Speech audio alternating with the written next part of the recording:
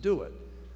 So, folks, I'll just wrap up by saying to you that whether it's nanotechnology, artificial intelligence, robotics, communications, environmental technology, building technology, certain kinds of services as the baby boom generation gets older and lives differently in its older years, there will be an enormous demand in our economy for new ways of doing what we do without diminishing the quality of life.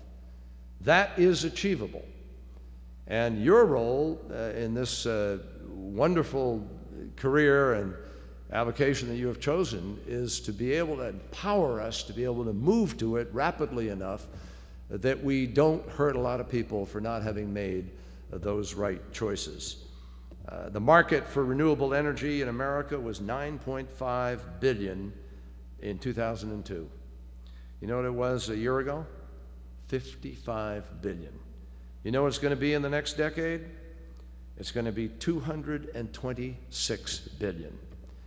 And there are so many jobs to be created in the ability of just the people who put up the solar, develop the solar, I met today with a guy who's designing small unit, free flow through the rivers, generators that'll produce power, that don't need a dam and don't have an ecological downside, and produce each little one 10 kilowatts per, which could heat and light and completely provide the services to 10 or 15 homes.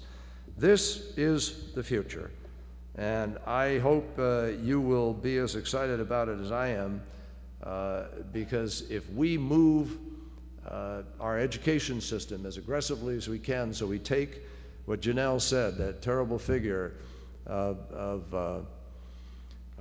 you know, that disparity that we have here. Actually, it was President Carberry who said it, that great disparity between the 20%, 80%.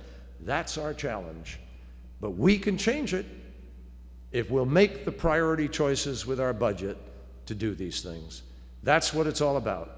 And in a democracy, ladies and gentlemen, the way you do it, I hate to be sort of, you know, maybe a little sophomoric about it, but I don't think it is, because I see more and more people standing back and saying it doesn't make a difference, except this year they're beginning to be engaged in an excited way, and I hope that will follow through.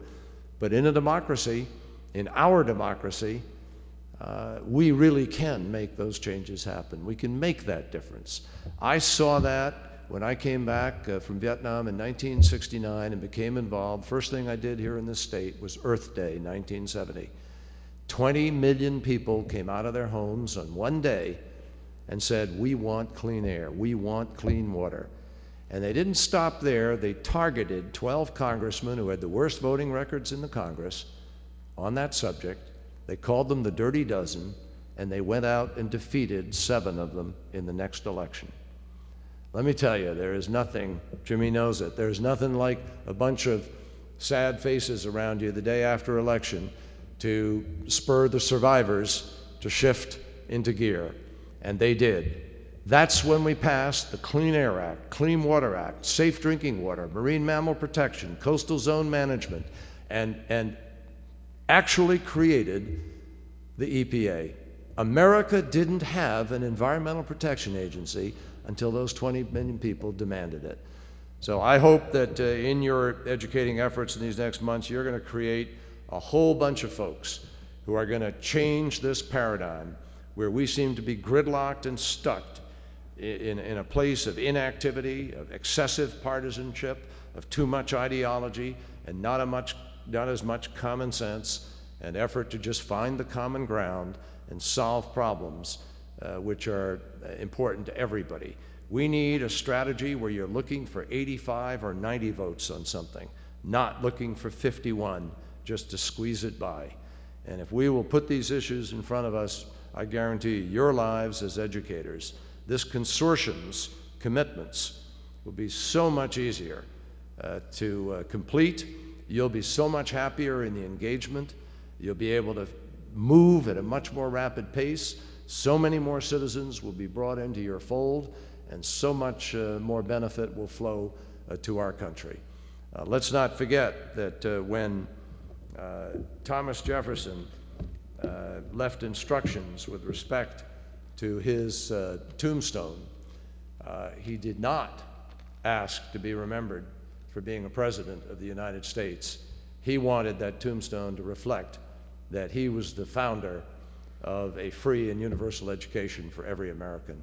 It is the most important task we can engage in, and you already understand that. I thank you and I honor you for doing it. Thank you.